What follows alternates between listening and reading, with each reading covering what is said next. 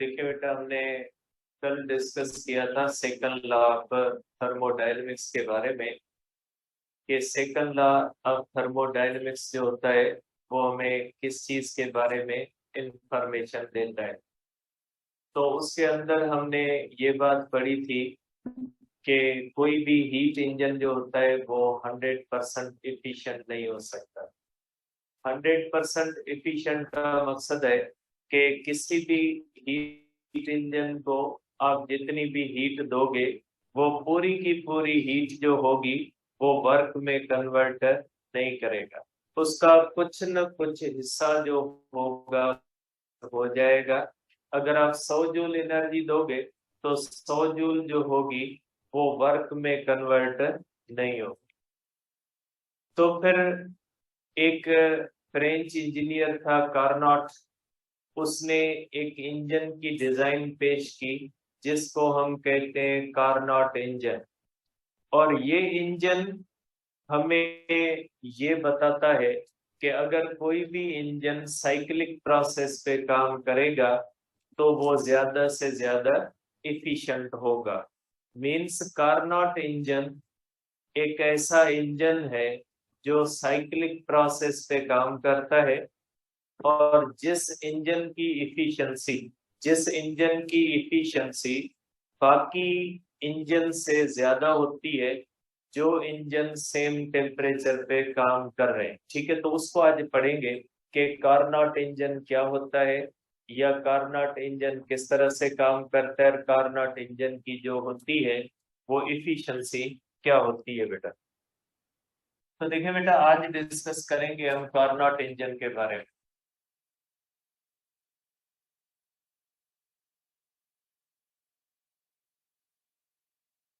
देखिए बेटा, Carnot engine एक हाइपोथेटिकल इंजन है। बेटा ये एक हमारे पास जो इंजन है ये बेटा हाइपोथेटिकल इंजन, ये हाइपोथेटिकल इंजन है और वर्क्स इन साइकिल। बेटा ये साइक्लिक प्रोसेस पे काम करता है। ये हाइपोथेटिकल इंजन मींस प्रैक्टिकली ये बनना जो है वो आसान नहीं है। अब आप कहेंगे कि इसकी जो इफिशिएंसी होती है, efficiency of Carnot engine is more than efficiency of any other engine working on the same temperature range।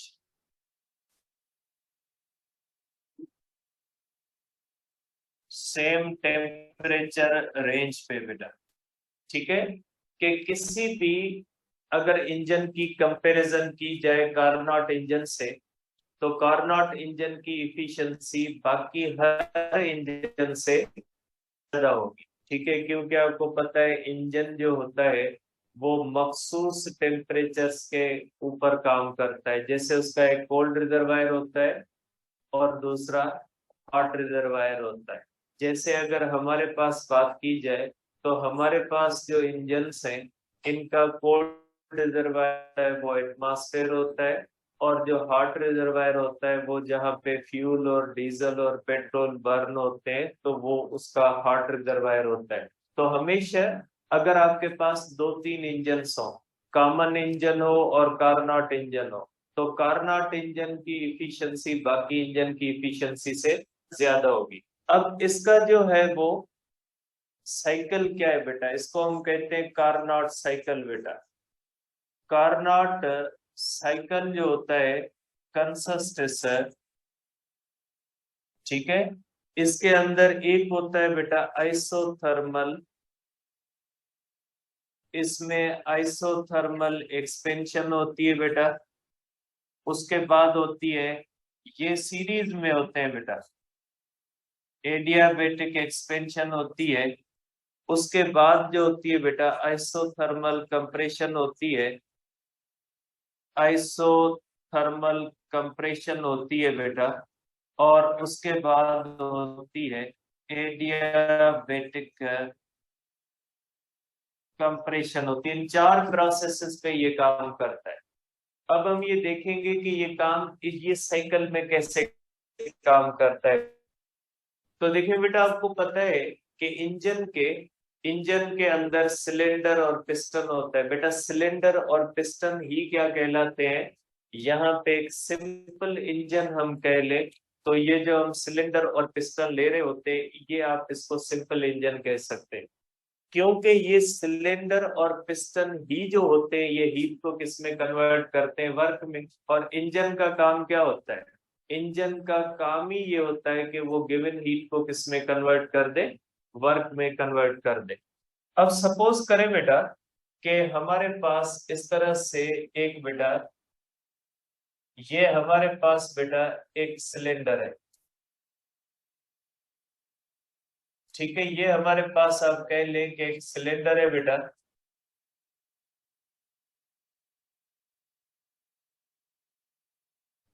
और पिस्टन है बेटा। ये सिलेंडर और पिस्टन है हमारे पास,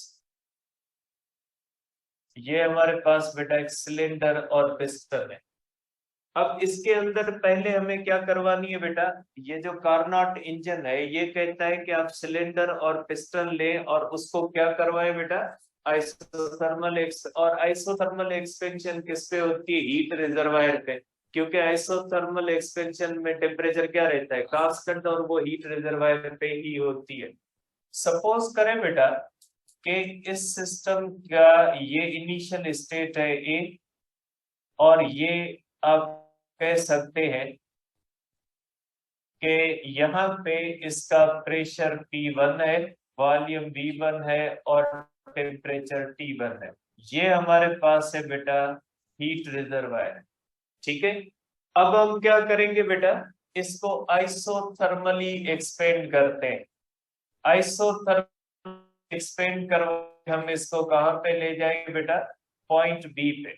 मींस ये ए से किस तरफ चला जाता है बेटा, ये ए से बी की तरफ चला जाता है, लेकिन ये एक्सपेंशन कौन सी होती है, ये एक्सपेंशन होती है आइसोथर्मल एक्सपेंशन। तो इसका प्रेशर क्या हो जाएगा बेटा, P2, वॉल्यूम V2, और टेम्परेचर T1 होगा। जिसके अंदर आइसोथर्मल एक्सपेंशन के अंदर क्या होता है बेटा, यहां से हीट जो होती है ये अंदर आती है, और ये किस में कन्वर्ट हो जाती है बेटा, ये कन्वर्ट हो जाती है वर्क में।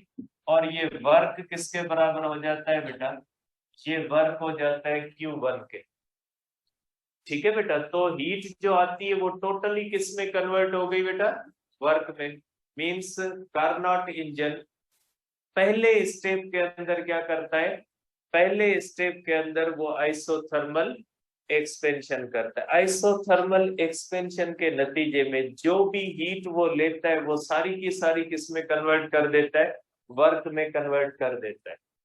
अब ये जो इंजन है बेटा, अब इसके बाद ये प्रोसेस करेगा बेटा एडियाबेटिक एक्सपेंशन। अब ये इंजन जो होगा अब कौन सा प्रोसेस करेगा बेटा, एडियाबेटिक। अब इसका मैं ग्राफ साथ में बनाता जाता हूं बेटा। देखिए आप इसका ग्राफ बेटा साथ में बनाते जाए, कि यहाँ पे मैं इसका कार्नोट इंजन का ग्राफ बनाता जाता हूं बेटा। देखिए ये आप समझें कि ये प्रेशर और वॉल्यूम के दरमियान में ग्राफ बनाता हूं बेटा। ये प्रेशर एक्सिस है, और ये कौन से बेटा, वॉल्यूम एक्सिस है।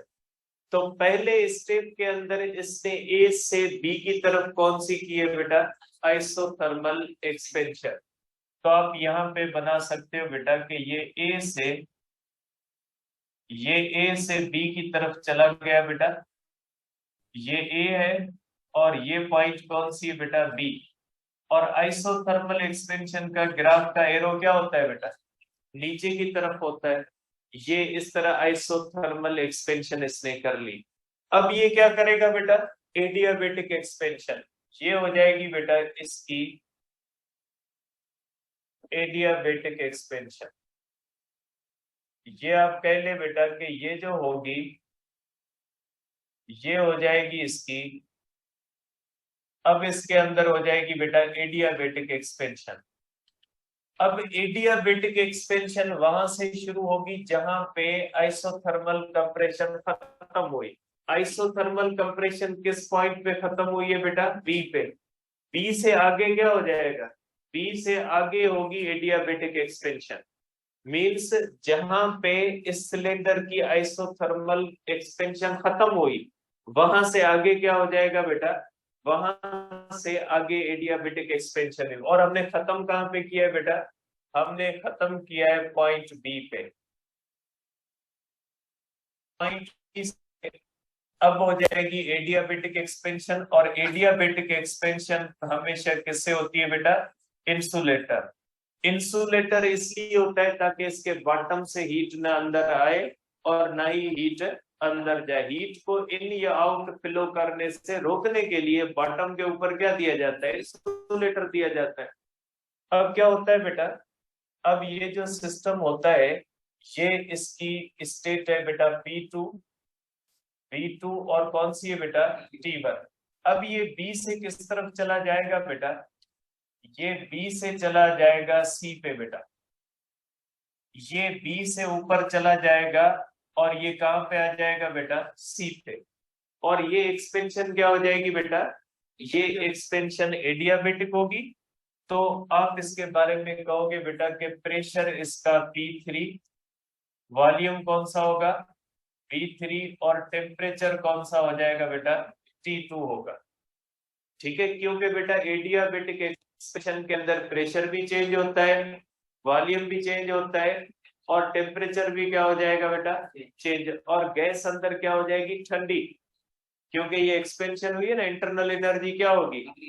डिक्रीज। क्योंकि एडियाबेटिक एक्सपेंशन के अंदर इंटरनल एनर्जी क्या होती है बेटा? कम हो जाती है। ठीक है, तो आप कहोगे बेटा कि अब ये सिचुएशन आ गई।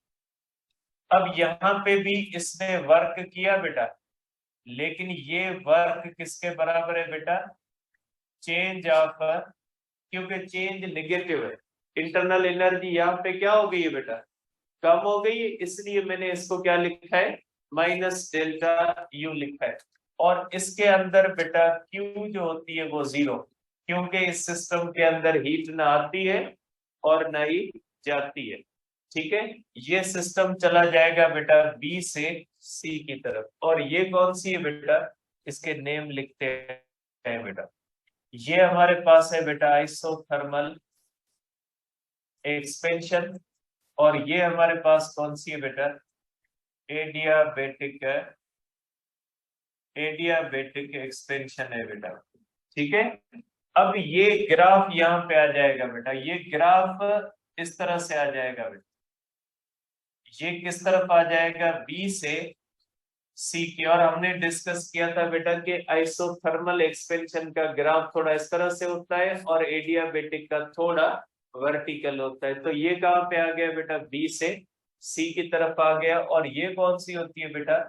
एडियाबेटिक एक्सपेंशन होती है। अब ये सिस्टम क्या करेगा बेटा?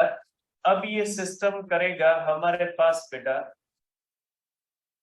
अब ये सिस्टम करेगा एडिया आइसोथर्मल कंप्रेशन बेटा। अब ये सिस्टम हमारे पास करेगा बेटा ये इस तरह से आइसोथर्मल बेटा कंप्रेशन करेगा। और ये किस स्टेट के ऊपर हमें मिला है? अब ये बेटा सी स्टेट के ऊपर हमें मिला है।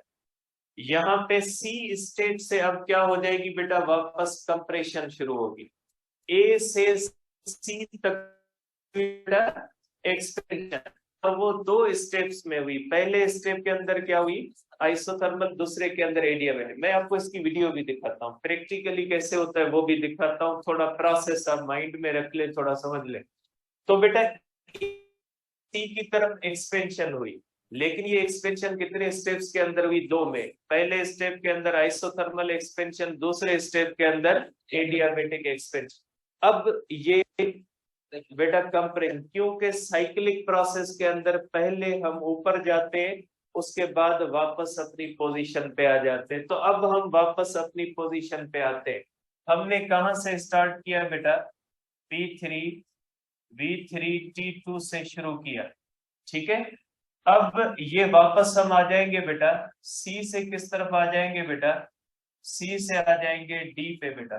और डी का अब क्या हो जाएगा बेटा? ये आइसोथर्मल है बेटा, ये आइसोथर्मल है। तो आइसोथर्मल के अंदर क्या हो जाएगा बेटा? आइसोथर्मल के अंदर यहाँ पे हीट बाहर आ जाएगी। जब कंप्रेशन होती है तो हीट क्या हो जाएगी बेटा? यहां से हीट, इससे हीट जो होगी बेटा Q2 बाहर आ जाएगी, ठीक है। और ये यहाँ पे बेटा हीट रिजर्वायर है, और ये हमारे पास है आइसो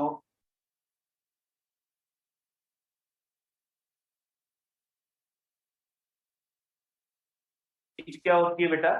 हीट यहाँ से बाहर आ जाती है। और यहाँ पे सिस्टम के ऊपर क्या होता है बेटा?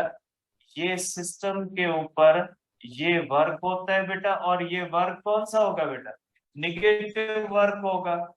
और इंटरनल एनर्जी क्या होगी बेटा? ये आएगा -Q2, क्योंकि वर्क भी निगेटिव होगा और जो बाहर हीट निकलेगी वो भी क्या होगी?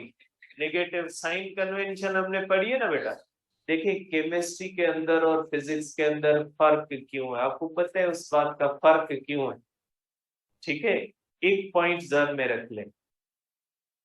जो केमिस्ट्री है ना, उसके अंदर हम कोई चीज पॉजिटिव है या निगेटिव है, वो हम लेते हैं चेंज ऑफ इंटरनल एनर्जी की बुनियाद पे। अगर जैसे work done on the system हम पॉजिटिव करते हैं ना केमिस्ट्री के अंदर, करते हैं कि वर्क डन जब सिस्टम के ऊपर करते हैं तो एनर्जी सिस्टम के अंदर जाती है। तो जो एनर्जी जब सिस्टम के अंदर जाती है तो उसको वो पॉजिटिव मानते हैं। इसलिए जबकि हम कहते हैं कि वर्क पॉजिटिव या निगेटिव जो होता है वो किस बुनियाद पे होता है? चेंज ऑफ वॉल्यूम की बुनियाद। वॉल्यूम बढ़ेगा, वर्क पॉजिटिव। वॉल्यूम निगेटिव का कम होगा, वर्क क्या हो जाएगा? देखिए बस यही फर्क है, आंसर्स पे फर्क नहीं आएगा, ठीक है। जो चीजें हम पॉजिटिव लेते हैं वो निगेटिव लेते हैं, कैलकुलेशन करोगे ना तो जवाब पे कोई फर्क नहीं आएगा। जवाब जो केमिस्ट्री की बुनियाद पे आएगा वही फिजिक्स की बुनियाद पे, ठीक है। हम फर्स्ट लॉ ऑफ थर्मोडायनेमिक्स सिर्फ एक ही लेते हैं, delta Q is equal to delta U plus W. वो एक में पॉजिटिव लेते हैं और एक में क्या लेते हैं? निगेटिव। बात वही है, कोई फर्क नहीं है इसके अंदर, ध्यान में रखिएगा। तो बेटा जब ये यहाँ से ऊपर से हम वर्क करेंगे उसको क्या करेंगे? निगेटिव कंसीडर करेंगे। और जो हीट बाहर आएगी वो भी क्या हो जाएगी? अगर केमिस्ट्री की बात ही ले ले तो निगेटिव निगेटिव के अंदर कैंसिल हो जाएगी, बात फिर भी कौन सी आ जाएगी? पॉजिटिव ही होनी है। तो बेटा इसके अंदर आप कहोगे कि ये जो होगा बेटा, अब ये सी से किस तरफ आ गया बेटा? डी की तरफ आ गया। अब प्रेशर कौन सा बन गया बेटा? ठीक है, अब देखिए प्रेशर जो है ये बढ़ गया, ठीक है। और प्रेशर वो कौन सा हो जाएगा वापस बेटा? प्रेशर वापस P2 बन जाएगा। वॉल्यूम कौन सा बन जाएगा बेटा? V2। और टेम्परेचर वही T2, क्योंकि ये कौन सी है बेटा? Isothermal compression. आइसोथर्मल कंप्रेशन में टेम्परेचर क्या होगा? चेंज नहीं होगा, ठीक है। अब ये सिस्टम आ गया बेटा हमारे पास, यहाँ ये हमारे पास आ गया बेटा इस तरह से कि ये वापस जो है वो इस तरह से आ गया। अब हम क्या करेंगे? चौथे प्रोसेस के अंदर बेटा इसका ग्राफ बना ले। अब ये कौन सी बेटा? Isothermal compression. तो आइसोथर्मल कंप्रेशन का ग्राफ बेटा इस तरह से, ये बन गया आइसोथर्मल कंप्रेशन का ग्राफ। और हम सी से कहां पे चले गए बेटा? डी पे चले गए, ठीक है। सी से डी की तरफ आ गए। अब हम कौन सा प्रोसेस करेंगे बेटा? चौथा प्रोसेस। और चौथा प्रोसेस कौन सा होता है? अब ये हो जाएगा एडियाबेटिक प्रोसेस में, ठीक है। और एडियाबेटिक आप कह सकते हैं कि अब हम करेंगे बेटा एडियाबेटिक कंप्रेशन। और एडियाबेटिक कंप्रेशन के अंदर, एडियाबेटिक कंप्रेशन के अंदर बेटा, ठीक है, एडियाबेटिक कंप्रेशन कहां से शुरू होगी बेटा? डी पॉइंट से, क्योंकि हमने इसको कहां पे छोड़ा है बेटा? हमने इसको डी पॉइंट पे छोड़ा है, तो डी पॉइंट से कौन सा आगे प्रोसेस शुरू होगा बेटा? डी पॉइंट से एडियाबेटिक कंप्रेशन शुरू होगा बेटा। और ये जो होगा, ये आप कह सकते हैं कि बेटा अब हम इसको फिर इंसुलेटर के ऊपर रखेंगे। ये बेटा इंसुलेटर होता है, और ये जो होगी ये कौन सी हो जाएगी बेटा? ये हो जाएगी एडियाबेटिक कंप्रेशन। ये एडियाबेटिक कंप्रेशन होती है और कहां से शुरू होती है बेटा? P2 V2 T2 से शुरू होती है, और ये कहां पे खत्म होती है बेटा? ये वापस हम आ गए डी पॉइंट से, वापस किस पॉइंट पे आ गए बेटा? ए पॉइंट पे आ गए, और प्रेशर P1 बन गया, वॉल्यूम V बन गया, और टेम्परेचर T1 बन गया। ठीक है, तो जहां से हमने शुरू किया बेटा, 4 प्रोसेसेस को इस्तेमाल करके हम वापस जो है वो वहीं पे पहुंच गए। ये इस तरह से ए से शुरू हुए और वापस हम कहां पे पहुंच गए बेटा?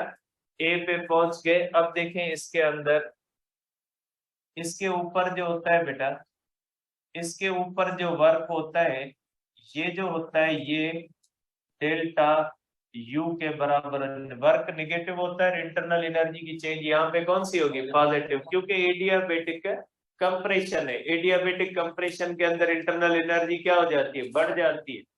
और ये सिस्टम जो होता है इसका टेम्परेचर क्या हो जाता है बेटा? बढ़ जाता है। तो बेटा हमने 4 प्रोसेसेस के अंदर स्टार्ट किया, और हमने यहाँ पे स्टार्ट किया, और ये वापस पहुंचे। तो अकॉर्डिंग टू द कार्नोट, अगर आप किसी भी इंजन के अंदर ये 4 प्रोसेसेस करो, आप उसको आइसोथर्मल एक्सपेंशन करवाओ, आप उसको आइसोथर्मल कंप्रेशन करो, आप उसको एडियाबेटिक कंप्रेशन करो, वो जहां से शुरू हुआ है वहीं पे वापस आ गया है। ठीक है, जहां से शुरू हुआ वहीं पे वापस पहुंचा। इस प्रोसेस के अंदर उसने 2 बार आइसोथर्मल प्रोसेस किया है और 2 बार एडियाबेटिक प्रोसेस किया है। तो इस तरह से जो इंजन बनेगा उसकी इफिशिएंसी जो होगी वो सबसे ज्यादा होगी। ठीक है, वो सबसे ज्यादा जो है वो इफिशिएंट होगा। अब इसका वर्क किसके बराबर होगा बेटा?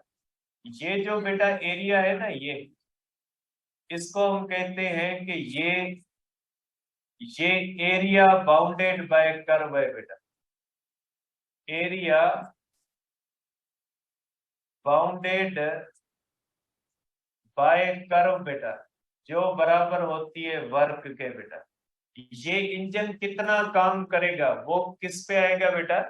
एरिया बाउंडेड बाय कर्व बेटा। ये होती है आइसोथर्मल एक्सपेंशन। ठीक है, ये कौन सी होती है बेटा? एडियाबेटिक एक्सपेंशन बेटा। ये हिस्सा किसका है? आइसोथर्मल कंप्रेशन बेटा। और ये हिस्सा किसका होता है बेटा? ये होता है एडियाबेटिक कंप्रेशन बेटा। ये एडियाबेटिक कंप्रेशन का होता है। इस ग्राफ के 4 हिस्से होते हैं। ग्राफ से भी आपको पता लग जाता है इसके अंदर कितनी एरिया आती है, वो एरिया बाउंडेड बाय कर्व कहलाती है। मींस साइक्लिक प्रोसेस के अंदर भी आप देखिए इंटरनल एनर्जी की चेंज 0 हुई। जिस टेम्परेचर से हमने शुरू किया उसी टेम्परेचर पे हम वापस आ गए, मींस इंटरनल एनर्जी की चेंज नहीं है। अब अगर इसकी इफिशियंसी देखें बेटा, कि इसकी इफिशियंसी क्या होती है बेटा? इफिशियंसी का मतलब क्या होता है, या इफिशियंसी क्या होती है बेटा?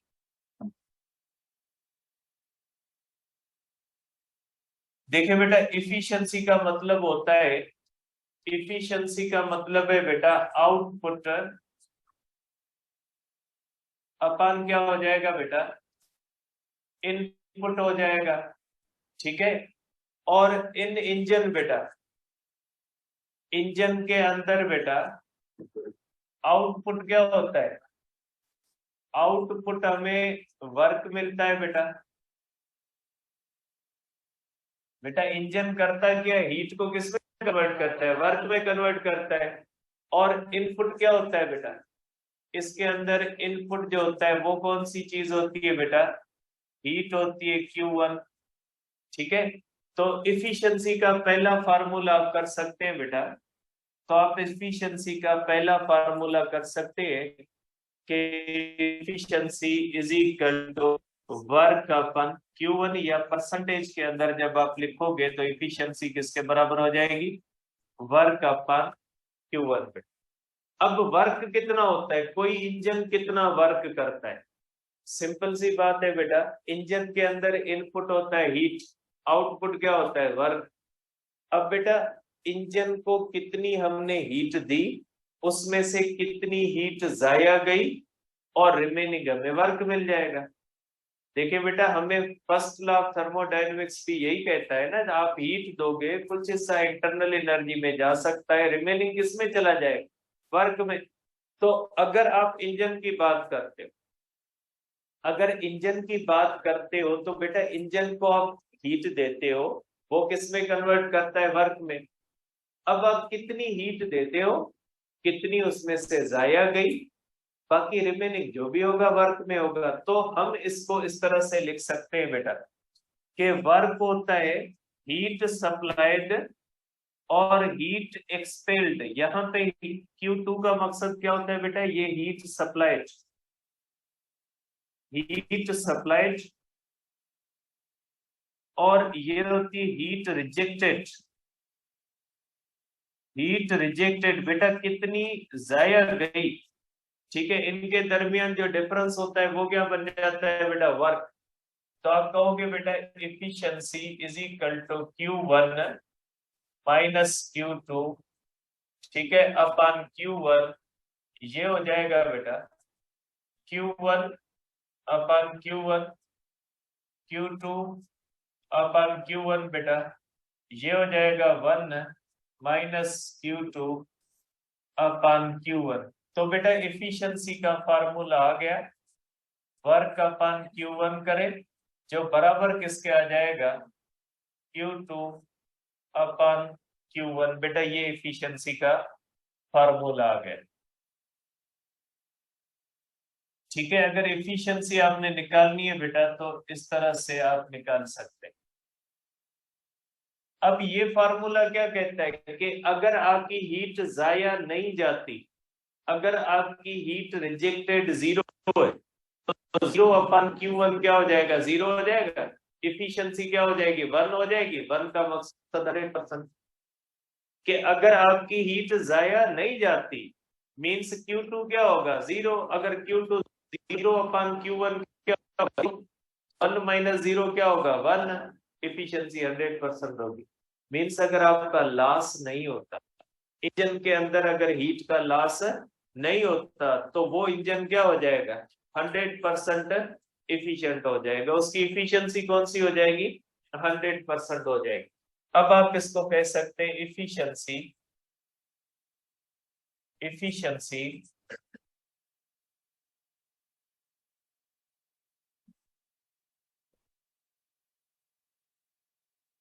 देखिए बेटा, आप इसको कर सकते हैं कि efficiency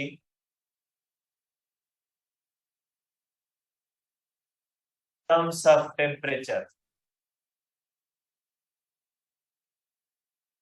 in terms of temperature. बेटा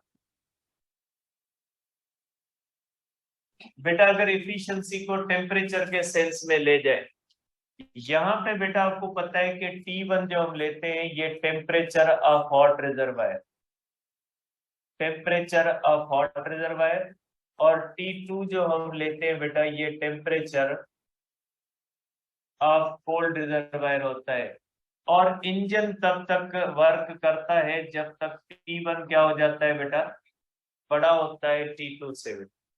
अब आपको पता है बेटा कि जब किसी भी इंजन का, आपको बेटा लॉज ऑफ हीट फ्लो जो होते हैं वो मेट्रिक के अंदर पढ़ते, पता नहीं आपने पढ़ी है मेट्रिक के अंदर फिजिक्स या नहीं पढ़ी, लेकिन वहां पे जो है वो कंडक्शन वगैरह के उसूल सिखाए जाते हैं कि दो जगहों पे हीट का फ्लो जो होगा वो ज्यादा होगा या कम होगा, वो डिपेंड करता है उन दोनों पॉइंट्स के दरमियान डिफरेंस ऑफ टेम्परेचर से।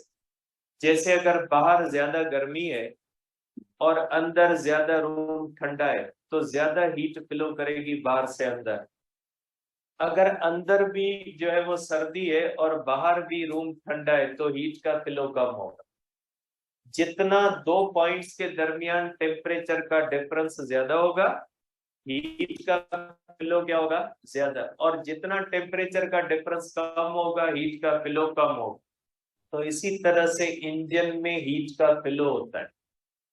जितना हॉट रिजर्वायर और कोल्ड रिजर्वायर के दरमियान टेम्परेचर डिफरेंस ज्यादा होगा, उतना ही जो है वो हीट का फ्लो ज्यादा होगा और वर्क क्या होगा, ज्यादा।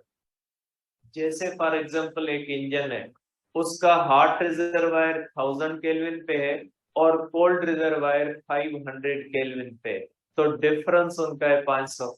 दूसरा इंजन है जिसका हॉट रिजर्वायर 1500 है और कोल्ड रिजर्वायर 500 है, तो डिफरेंस कितना हो जाएगा बेटा, 1000 हो जाएगा। तो जिसमें डिफरेंस 1000 होगा उसकी इफिशियंसी ज्यादा होगी क्योंकि ज्यादा हीट का फ्लो होगा उसके अंदर।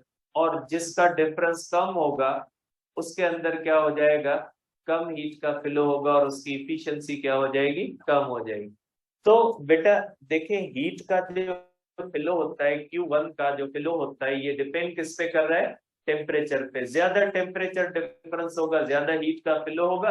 तो आप इसको इस तरह से लिख सकते हैं बेटा के efficiency is equal to 1 - T2 बेटा, 1 - T2/T1 इस लिख सकते हैं क्योंकि ये इससे डायरेक्ट रिलेशन रखता है। आप इसको इस तरह भी लिख सकते हैं, T1 - T2 is equal to delta T/T1।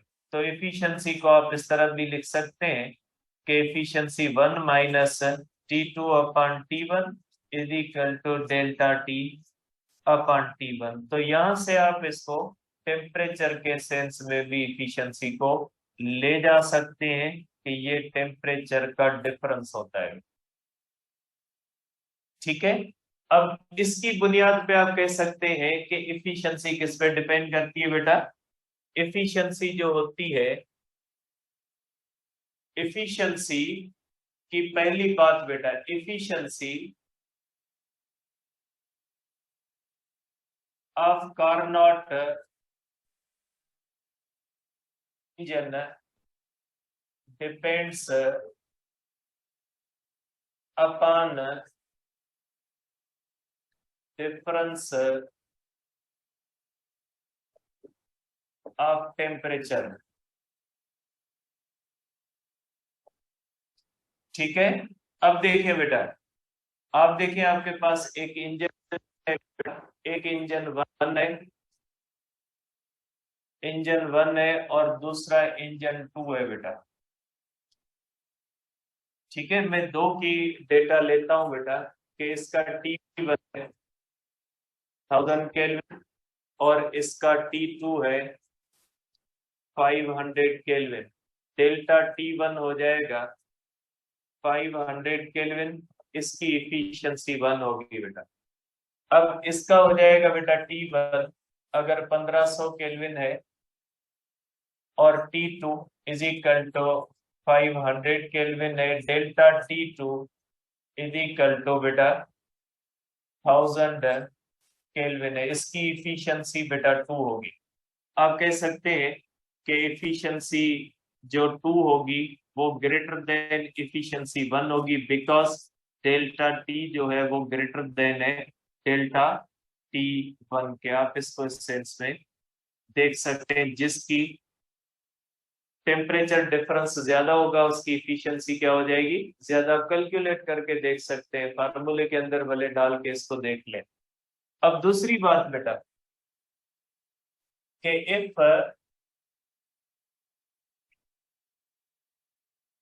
efficiency also depends upon temperature of cold reservoir and hot reservoir. If in case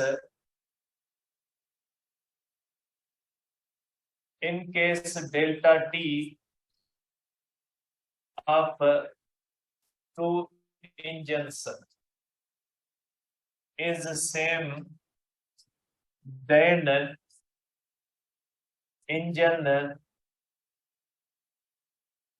having CR at low temperature has higher efficiency.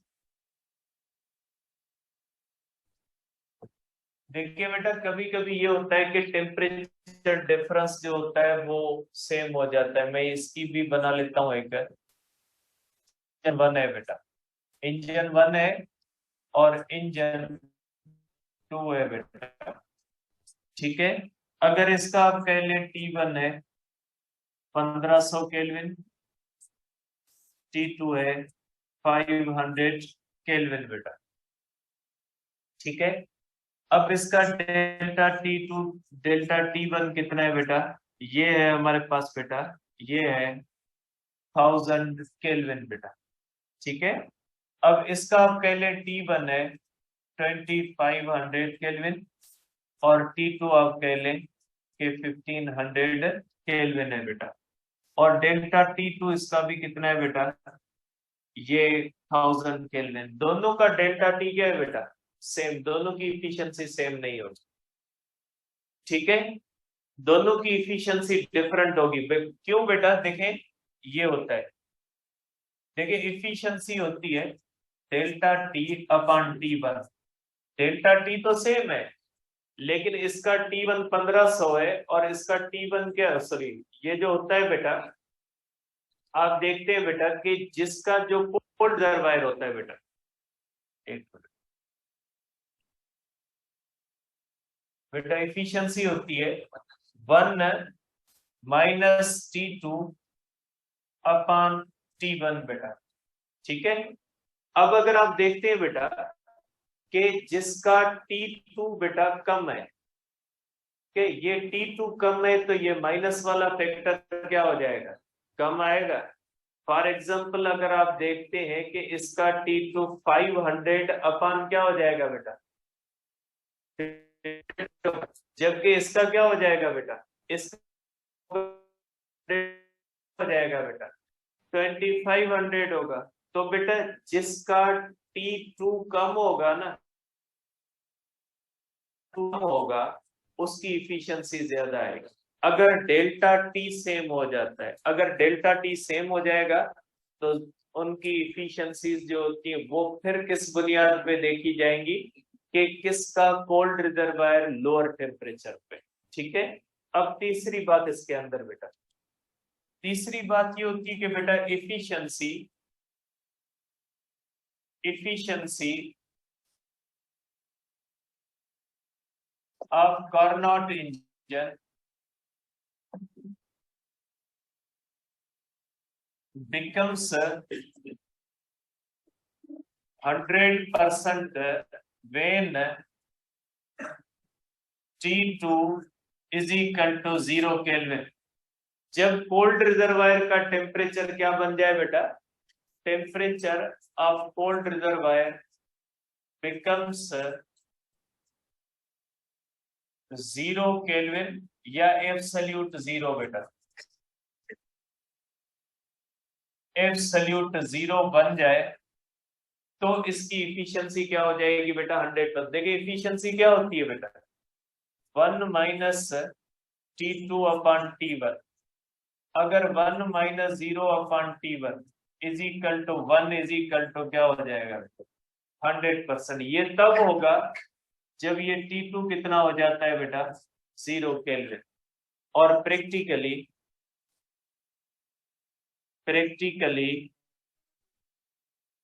T2 is equal to 0 Kelvin is not possible। Therefore, we can say that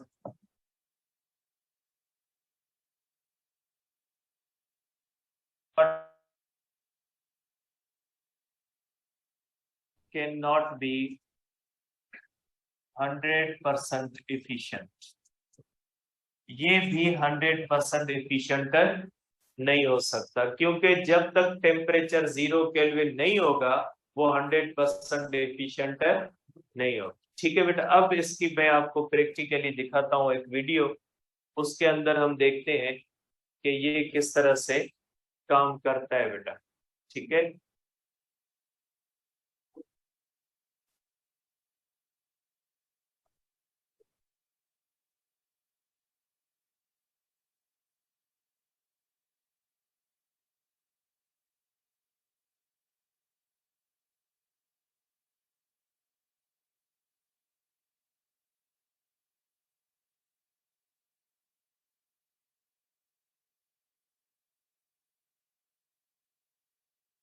ठीक है बेटा, अब इस चीज को हम देख लेते हैं कि ये काम कैसे करता है।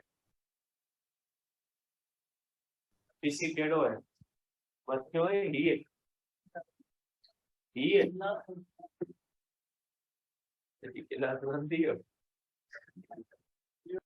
हम ये देखेंगे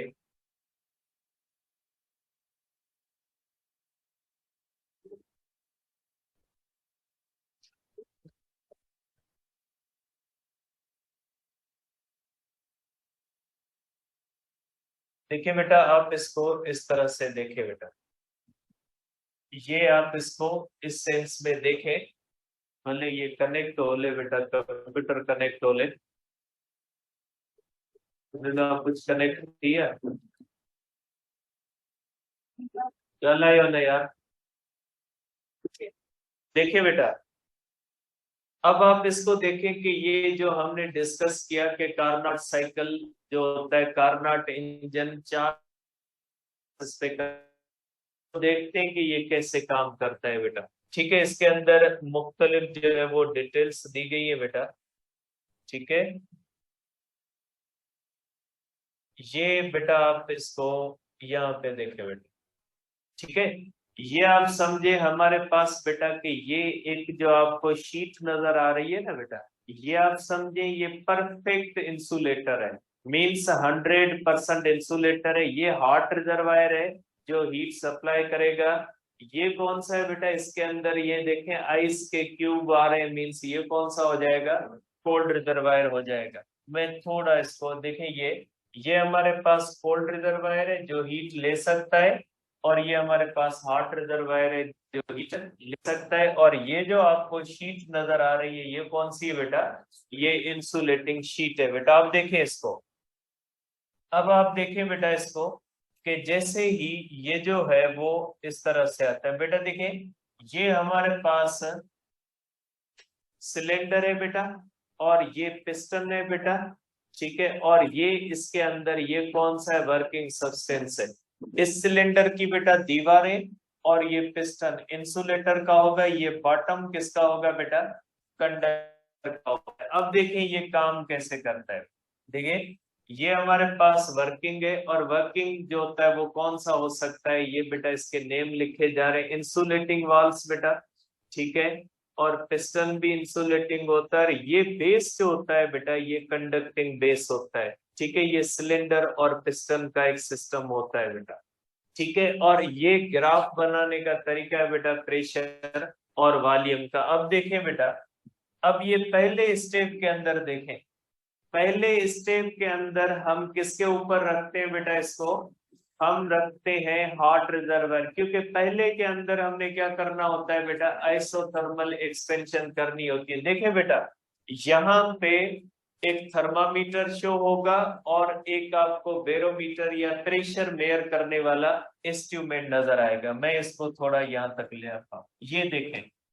अब आप देखिएगा कि पहला प्रोसेस जो होगा आइसोथर्मल एक्सपेंशन होगा। आइसोथर्मल एक्सपेंशन में टेम्परेचर बढ़ता है बेटा, नहीं बढ़ता। आप देखिएगा यहाँ पे टेम्परेचर पे फर्क नहीं आएगा, प्रेशर अभी ज्यादा है, इस तरफ प्रेशर क्या होगा, कम। आप देखोगे जब आइसोथर्मल एक्सपेंशन होती है तो टेम्परेचर सेम रहेगा, प्रेशर क्या हो जाएगा, कम, और यहाँ पे ग्राफ चला जाएगा पॉइंट ए से बी की तरफ। तो ये देखें, ये हॉट रिजर्वायर है, ये हीट देगा और पूरी की पूरी हीट किसमें कन्वर्ट हो जाएगी, यहाँ पे टेम्परेचर चेंज नहीं होगा। बेटा आप देख लें इसको कि देखें यहाँ पे ये कौन सी एक्सपेंशन हो रही है बेटा, ये आइसोथर्मल। फिर देखें इसको एक बार, फिर देखें बेटा, आप इसको देखें बेटा इस तरह से, मैं इसको स्लोली ले जाता हूं। देखें ये, आप इसको देखें बेटा कि मैं नजर को नहीं दूं। देखें बेटा आप इसको यहां से देखें, यहाँ पे मैं इसको स्लोली जो होता है बेटा, इसको इस तरह ले जाता हूं। देखें ये पहले मैं इनिशियल पोजीशन पे ले आया, अब देखें आप बेटा स्लोली स्लोली मैं इसको ले जाता हूं, आप इस तरफ देखिएगा बेटा। देखें ये देखें एक्सपेंशन हो रही है, टेम्परेचर पे कोई फर्क नहीं आ रहा, प्रेशर क्या हो गया बेटा, कम हो गया। वापस देखें आप बेटा, आइसोथर्मल एक्सपेंशन हो रही है, यहाँ से हीट हो रही है, इसमें प्रेशर कम होगा और टेम्परेचर क्या होगा बेटा, टेम्परेचर जो होगा बेटा सेम रहता है। ये आइसोथर्मल एक्सपेंशन। और आइसोथर्मल एक्सपेंशन के अंदर ग्राफ कहाँ पे जाएगा बेटा, इस तरह से। अब आप इसको देखें बेटा स्टेप वाइज, अब आप इसको ध्यान से देखें।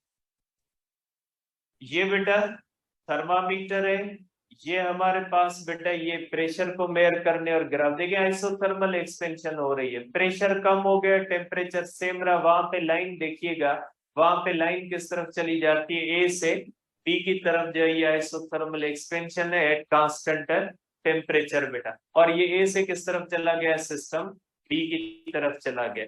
अब यही सिस्टम किस पे आ गया बेटा, ये इंसुलेटर पे आ गया।